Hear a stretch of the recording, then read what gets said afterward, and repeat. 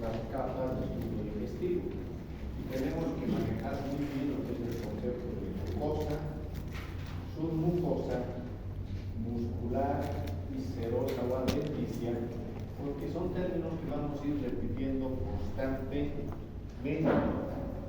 Son términos que nos van a permitir hablar de estos órganos de manera bastante ordenada.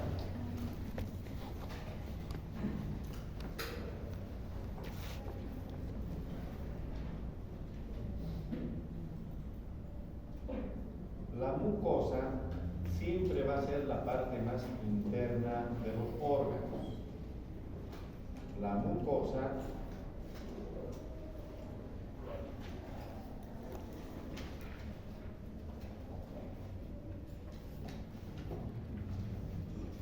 siempre va a estar formada por el epitelio, tejido conectivo que se va a llamar lámina propia. Y la submucosa va a estar formada por tejido conectivo, la muscular por músculo obviamente, y lo que es la capa serosa o adventicia por tejido conectivo. Hemos visto que la lengua va a tener varias funciones: articular palabras, el sentido del gusto, va a ayudar en el proceso de masticación y en el proceso de deglución. Hemos visto que vamos a tener una cara dorsal, que es la parte superior, una ventral, que es la parte inferior. En su cara dorsal, o sea, en la parte de arriba, vamos a subdividir a la lengua en una parte anterior y una parte posterior. Esta división de anterior y posterior se va a hacer gracias a algo que se llama la fe lingual. Entonces, la cara anterior va a tener lo mismo que en la parte anterior vamos a tener una cara dorsal y una cara ventral. La cara dorsal se va a continuar con lo que va a ser la parte posterior. La cara dorsal y ventral va a estar cubierta de tejido epitelial. En la parte media vamos a tener músculo estriado voluntario. En la parte anterior de la cara dorsal, nosotros vamos a tener aparte estructuras solevantadas que se van a llamar papilas. Estas papilas van a poder ser de varios tipos. Vamos a tener en la cara dorsal de la lengua papilas caliciformes, papilas uniformes y papilas fungiformes. ¿Alguien tiene un marcador? Porque yo me olvidé.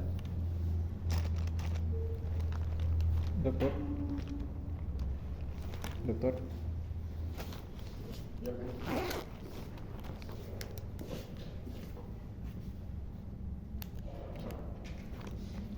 Fíjense,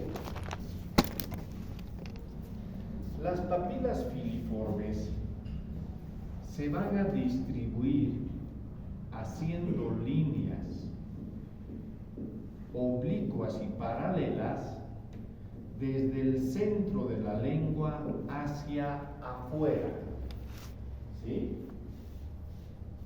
Las papilas caliciformes van a ser papilas que se van a ver en número de 10 a 14. Y estas papilas caliciformes van a formar la V lingual y van a ser el límite entre lo que va a ser anterior y posterior.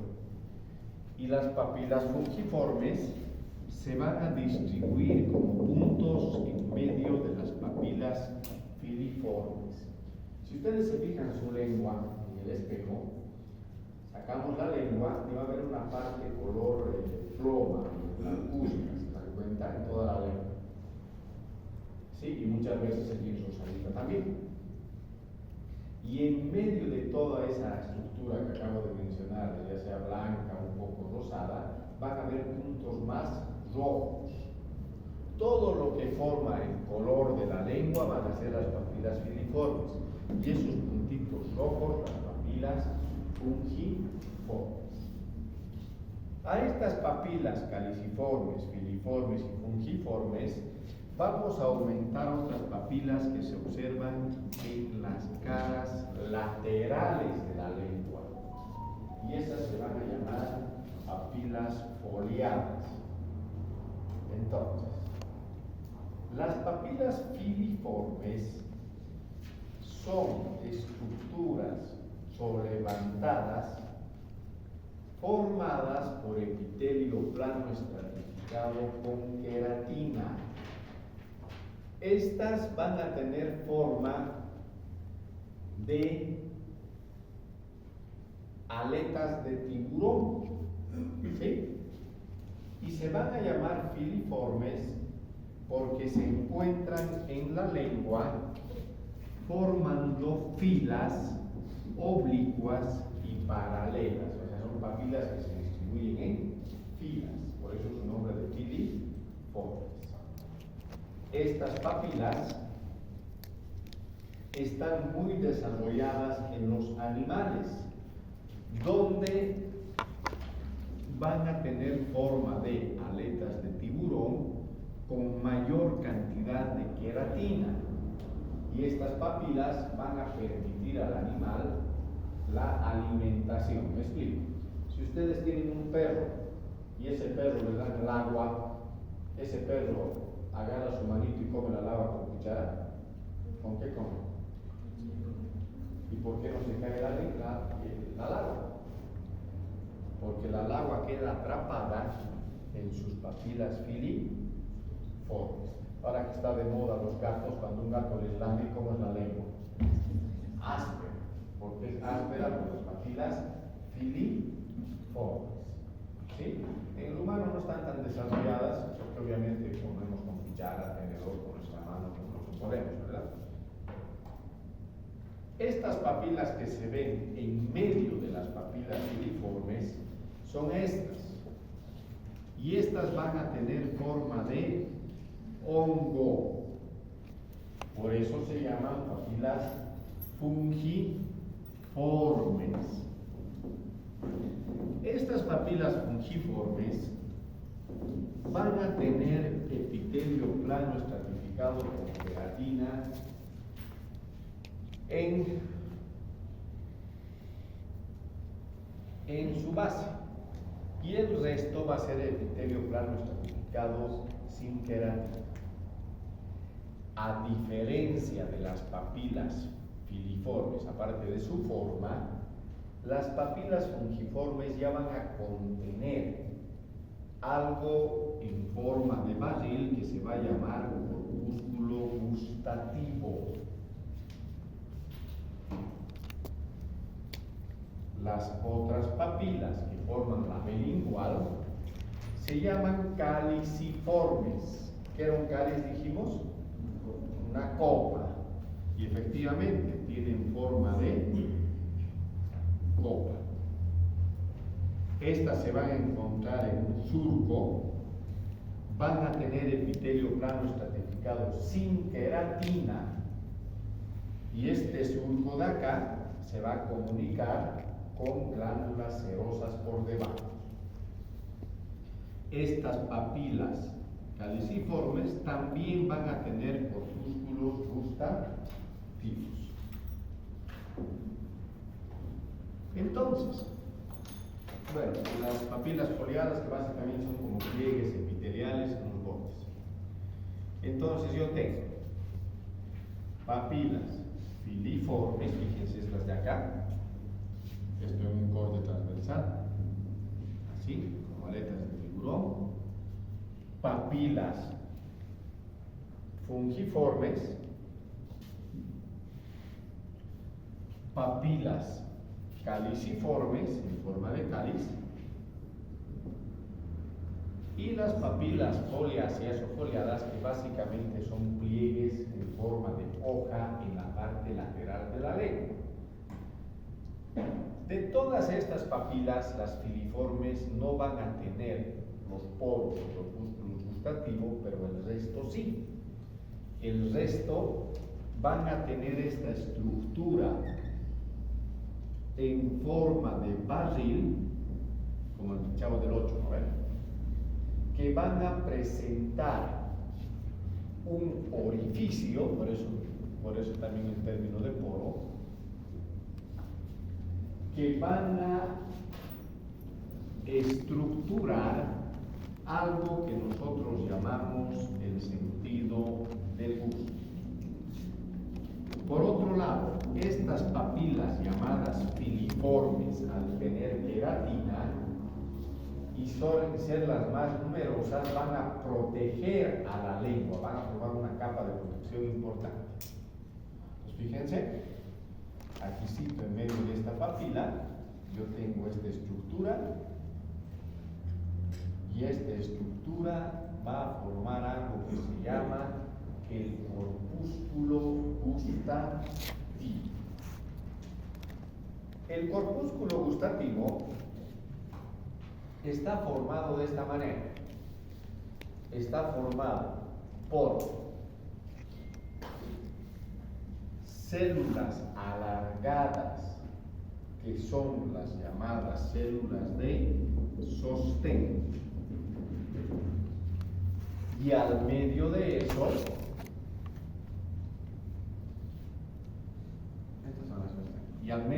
eso, vamos a tener células alargadas que van a tener la siguiente característica. Van a enviar una prolongación a manera de un pelo a través de un orificio llamado poro gustativo hacia la luz de la boca, y por el otro lado se van a continuar con otra prolongación. Este pelo gustativo actúa como una dendrita y la prolongación de abajo actúa como un axón. Entonces se podría decir que estas células gustativas actúan como neuronas bipolares.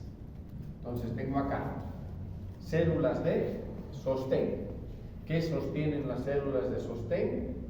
A células alargadas que van a enviar sus pelos o cilios gustativos a través del poro gustativo, y que en la parte de abajo van a enviar axones que se van a unir para enviar esta señal nerviosa hacia el cerebro.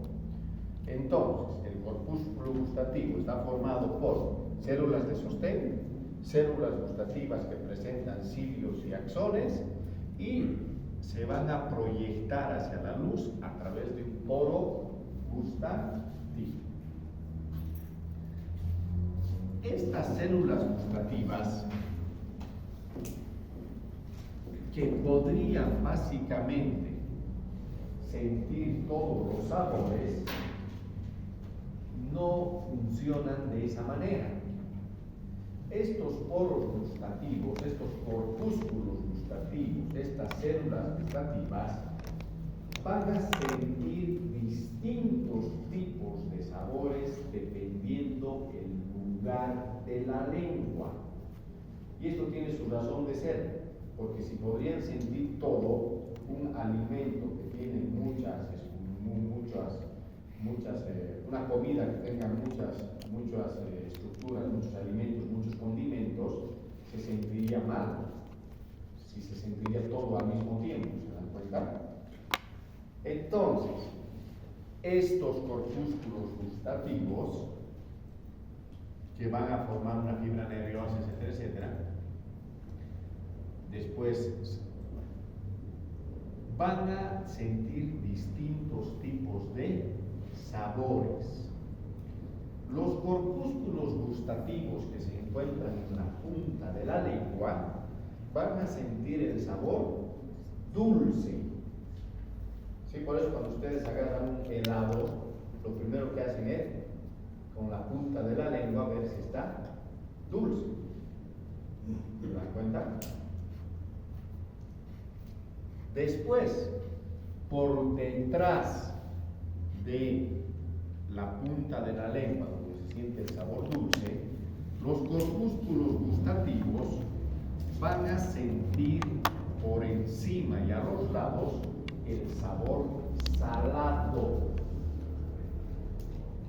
Bueno, esto tiene su razón de ser porque lo primero que nosotros vemos cuando comemos algo es eso, ver si es dulce o salado. Metemos a la lengua, metemos la comida y decimos está muy salado, ya no comemos. Si no te gusta mucho el dulce, está muy dulce, se debe, ¿se dan cuenta? Pues lo primero que vamos a sentir va a ser eso, el dulce y el salado. Por detrás de los corpúsculos gustativos que sienten salado, se va a sentir el sabor ácido, o si quieren, agrio. Y en la parte de la B lingual, recién se va a sentir el sabor amargo. Esto tiene su razón de ser porque si nosotros tendríamos el agrio y el amargo adelante, apenas metamos algo de esas características en la boca, sería rechazado, ¿se dan cuenta? En cambio, nosotros metemos, qué sé yo, un limón, chupamos el limón y lo chupamos tranquilo. Un ratito después decimos, está agrio, ¿verdad? Pero no es ese momento, si fuera ese momento se botaría el limón. Entonces, dulce, salado, agrio y al final amargo. En la parte media de la lengua se va a sentir el sabor llamado umami o umami. ¿Sí? ¿Qué significa ese sabor? Camilo, ¿qué significa ese sabor?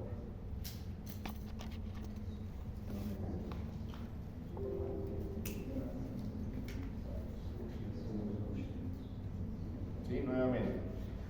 Dulce, salado, agrio, amargo y al medio el sabor umami. ¿Qué significará? ¿A qué se refiere ese término? Delicioso, sabroso. ¿Sí? Si nosotros agarramos, por ejemplo, la comida de un buen chef, lo primero que hacemos es agarrar la cuchara y sentimos un poco salado, un poco dulce. Metemos a la boca, comenzamos a masticar y recién cuando comenzamos a masticar, entre comillas, a saborear, decimos esto está delicioso. ¿Se dan cuenta? No es de entrada. Y eso se da por los receptores del medio de la lengua que ya ha determinado que esa comida, los condimentos, etcétera, se mezclen para determinar un sabor que puede ser delicioso. Entonces, los corpúsculos gustativos no se observan en las papilas filiformes. Los corpúsculos gustativos no son capaces de sentir todos los sabores. Se distribuyen en dulce en la punta, salado, agrio, amargo y en el centro el sabor delicioso o sabroso. ¿Vale? Entonces, hasta ahí están bien. Ahora,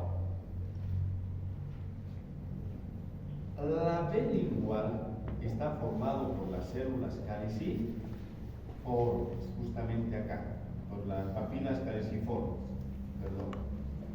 y determinan lo que va a ser la separación entre lo que es la cara de la parte anterior y posterior de la lengua.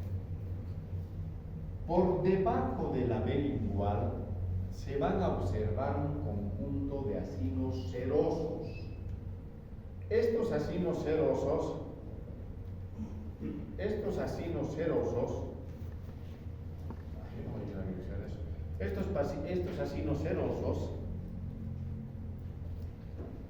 tienen la función de lavar el surco donde se encuentran las papilas caliciformes. ¿Por qué se lavarán esos surcos, Catherine?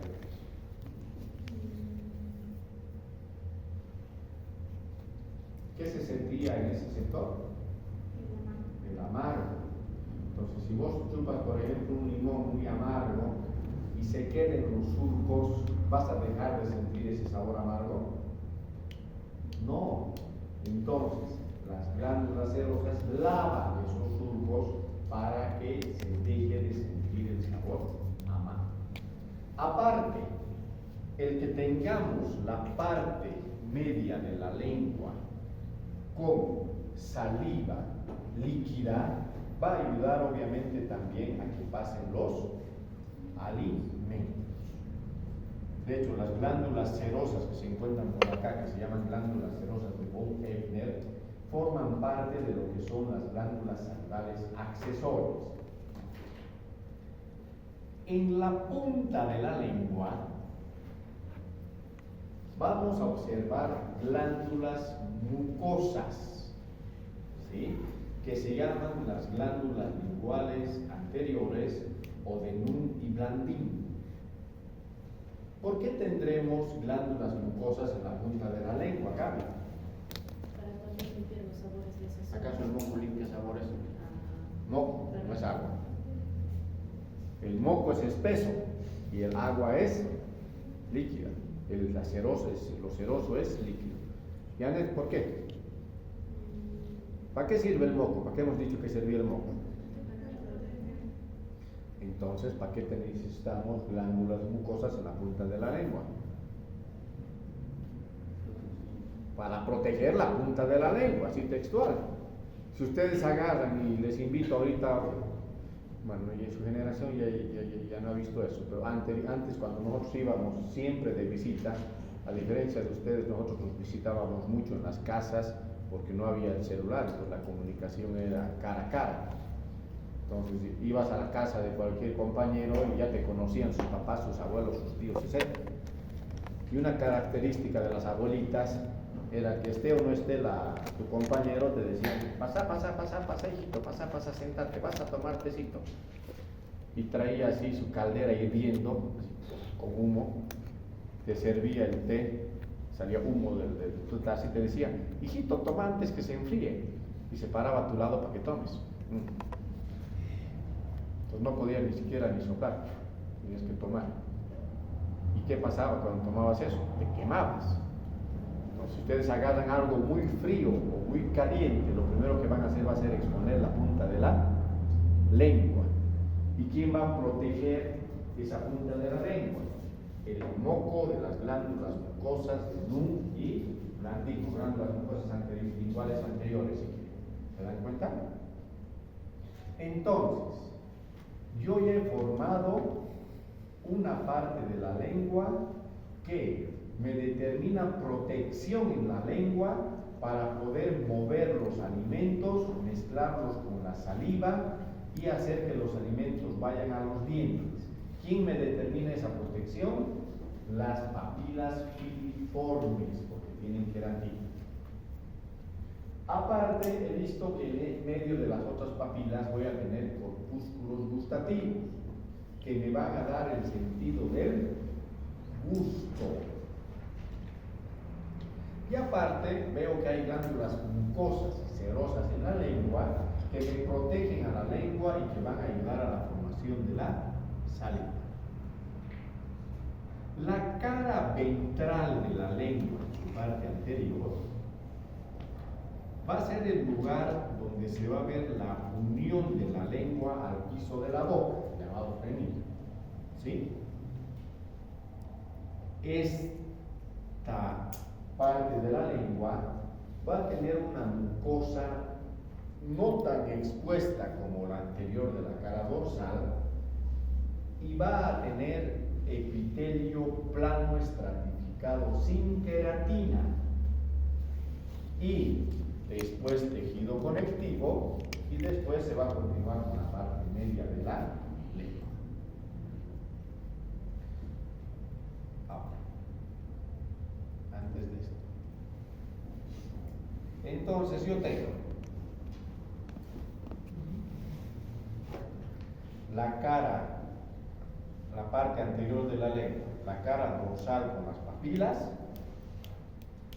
la cara dorsal con el sentido del gusto, la cara dorsal donde van a ir moco y secreción serosa, La cara ventral con epitelio plano estratificado sin queratina. Aquí no es necesario poner queratina porque nosotros no metemos la comida bajo la lengua, ¿se dan cuenta? Nosotros todo lo hacemos con la parte dorsal. En la parte media, nosotros vamos a tener, nosotros vamos a tener músculo estriado voluntario. ¿Qué lo estamos haciendo?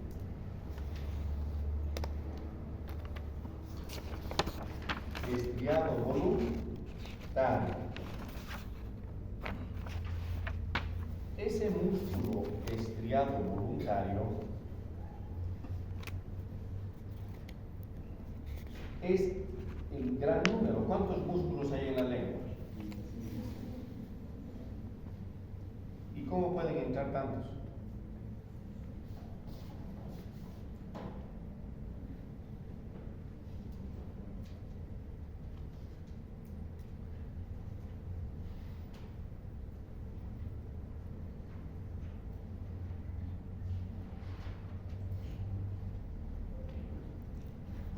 Vamos a tener 17 músculos del comúsculo estriado voluntario, al medio de los cuales se va a observar. Entonces la pregunta de los sabores, ¿cómo funciona el picante? ¿De los árboles? De los sabores, ¿El picante? Picante. pero ¿qué parte de la lengua? Los americanos, ¿acaso tienen picante? No, solo los americanos. ¿Por qué no investigas? Claro, siempre siendo un problema. Ya, ahorita vamos a averiguar eso, no tengo idea. Fíjense, músculo esquelético en número de 17. ¿Qué va a determinar eso? Que se observe el músculo esquelético en todas las direcciones. Vamos a tener corte transversal, corte oblicuo, corte longitudinal. Al medio vamos a tener tejido conectivo. Vamos a tener vasos sanguíneos y se pueden observar algunas glándulas mucosas. ¿Sí? Eso es el medio de la lengua. Ahora, ¿para qué tantos músculos? ¿Para qué tantos músculos? Para determinar el movimiento de la lengua. ¿Sí? Este movimiento va a tener dos funciones. Uno, articular palabras. Y dos, para mezclar los alimentos en lo que es con la saliva. ¿Se dan cuenta? ¿Qué pasará si, por ejemplo, hay parálisis de la lengua? ¿Qué creen que haga la persona?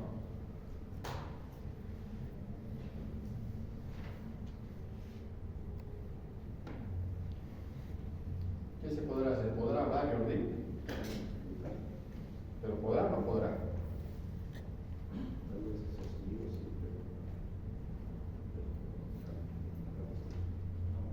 Se va a hablar. ¿Con qué se habla? ¿Con qué órgano uno emite la voz?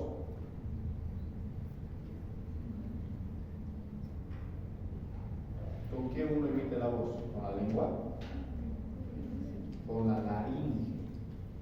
Entonces, el sonido que viene de la laringe, nosotros le damos forma y tono y volumen con lo que es la lengua.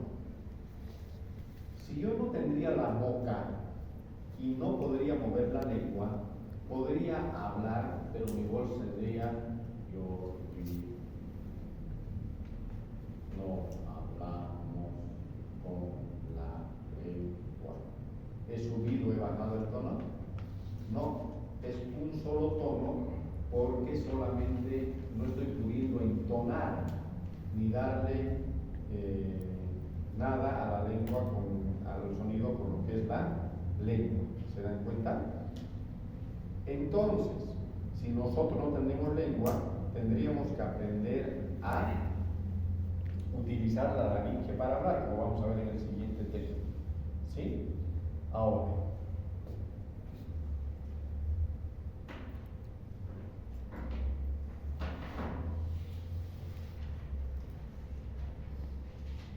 el picante no es un sabor, Eduardo.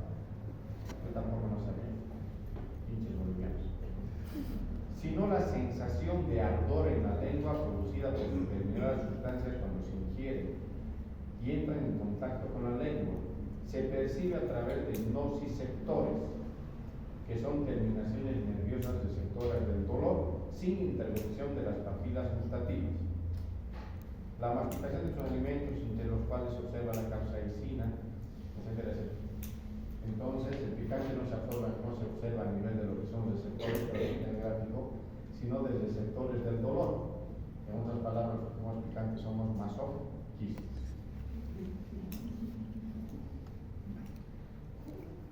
Y los que no tendrían la capacidad de mover la lengua tendrían dificultad sí para tragar, porque habitualmente una parálisis de la lengua se asocia también con parálisis de los músculos deglutorios, y en ese caso seguramente tendríamos que colocar una sonda de alimentación, o lo más práctico hacer un agujero en el estómago.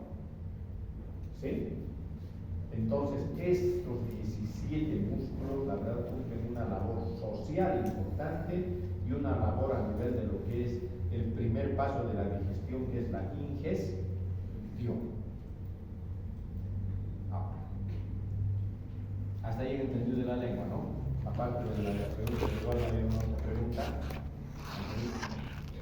Vamos a preguntar hasta por WhatsApp, preguntas.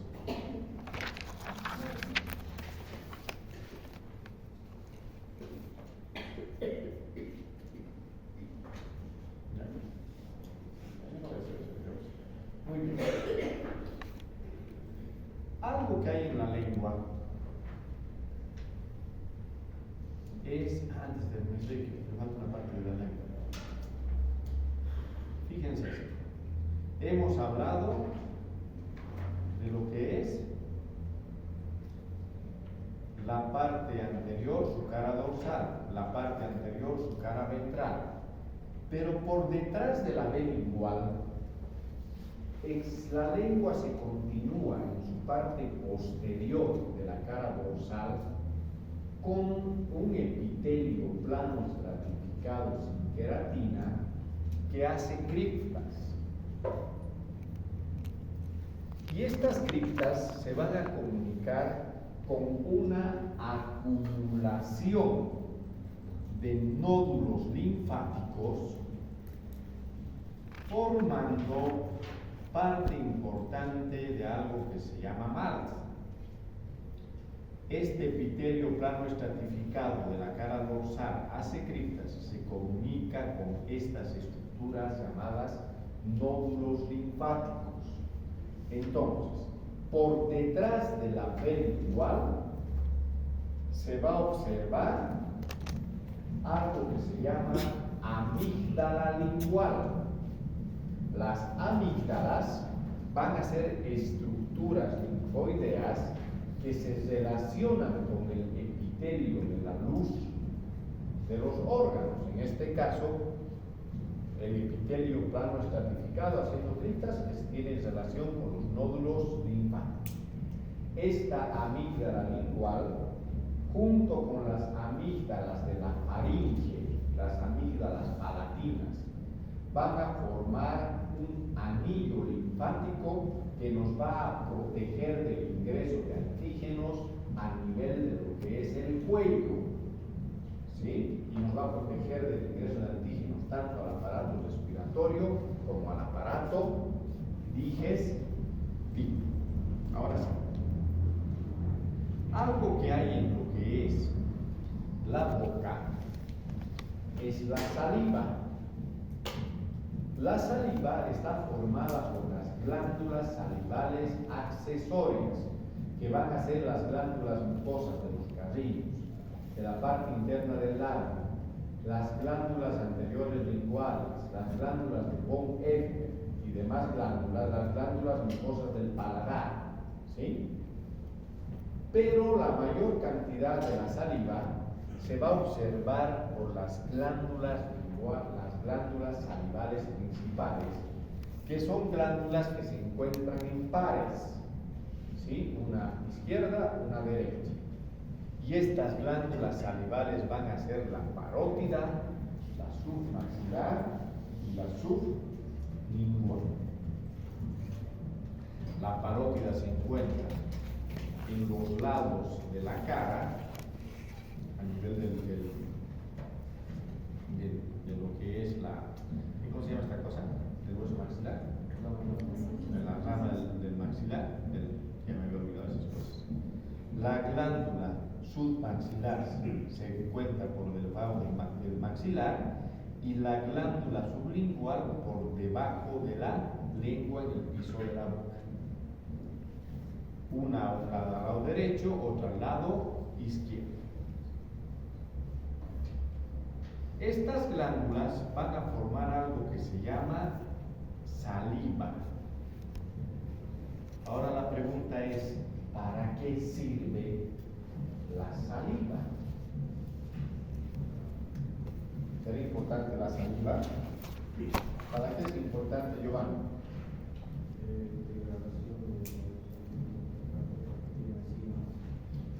¿Qué más?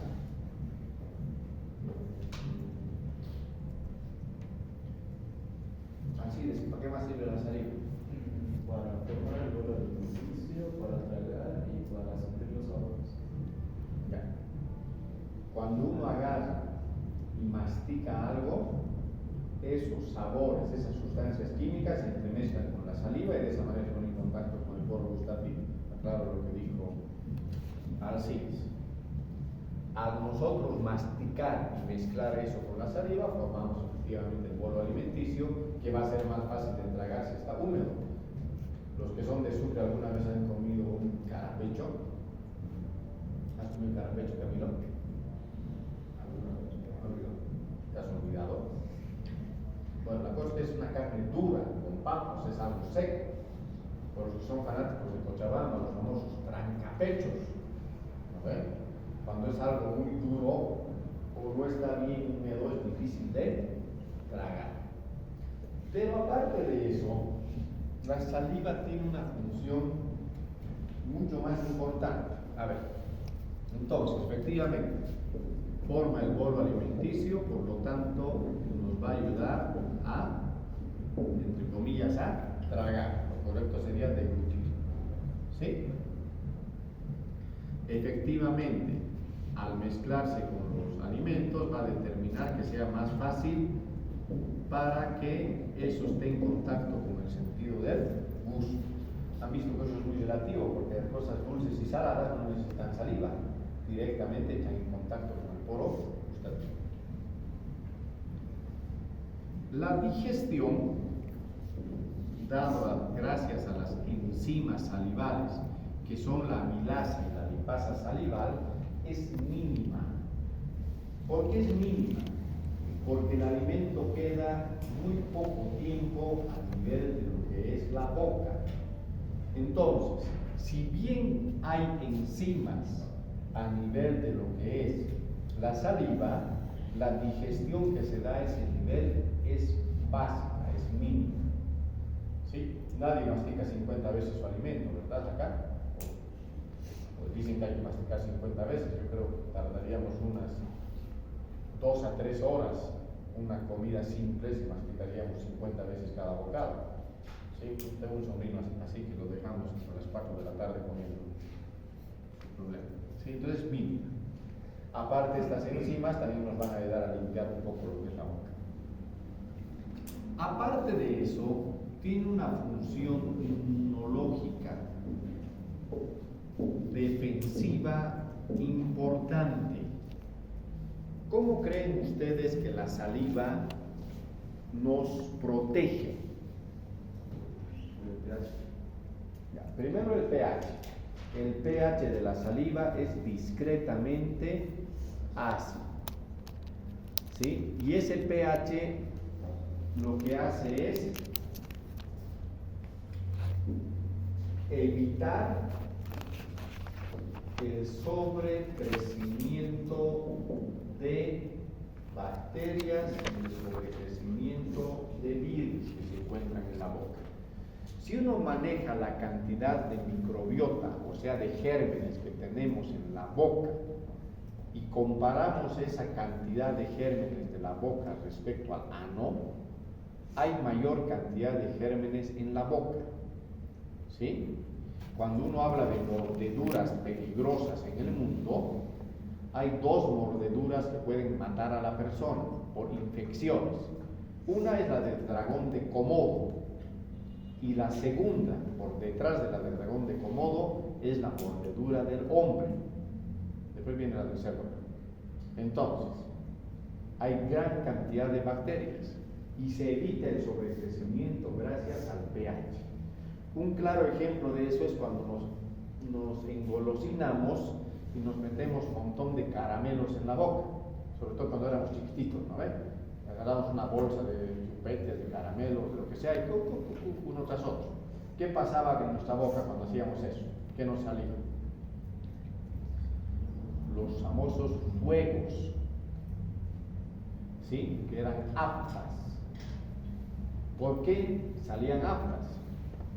Porque el azúcar nos determinaba un cambio del pH, determinando que esto se vuelva mucho más ácido y que había un crecimiento del virus herpes tipo 1, que es un virus que se encuentra en la boca, a diferencia del 2 que se encuentra en los genitales. ¿Sí? Entonces el pH nos ayuda a lo que es la protección del sobrecrecimiento bacteriano. ¿Vale? Por eso una de las cosas que hacen cuando tenemos fuego, que es lo que dicen los médicos generales sobre todo, hágase lavados con bicarbonato de sodio para alcalinizar de nuevo el pH. Aparte de eso, la saliva va a tener en su composición inmunoglobulina A. ¿Para qué servía la inmunoglobulina A? Anaí, ¿para qué servía? La inmunoglobulina A lo que hace es bañar a las mucosas para evitar el ingreso de antígenos. ¿Se acuerdan? Por eso los niños que consumen leche materna tienen menos infecciones por la inmunoglobulina A que se pasa a través de la leche materna.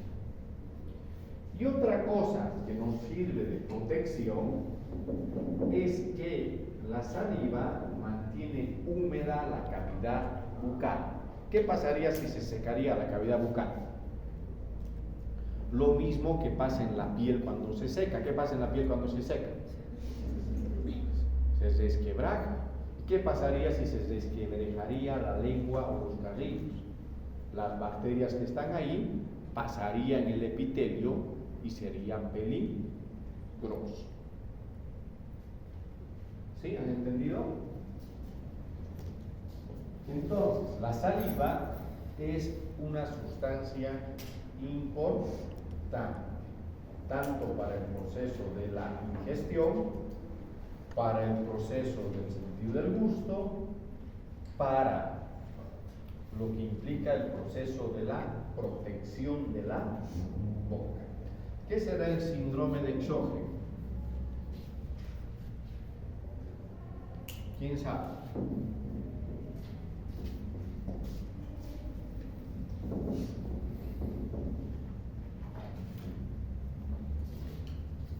Eso me preguntó Eduardo, me preguntó alguien hace 5 años y me contesté lo mismo y me voy olvidando. Para que vean cómo se va olvidando constantemente si no va repasando. Está sobre el tema. A ver, para el día lunes, martes, ¿no? Martes, ven, busquen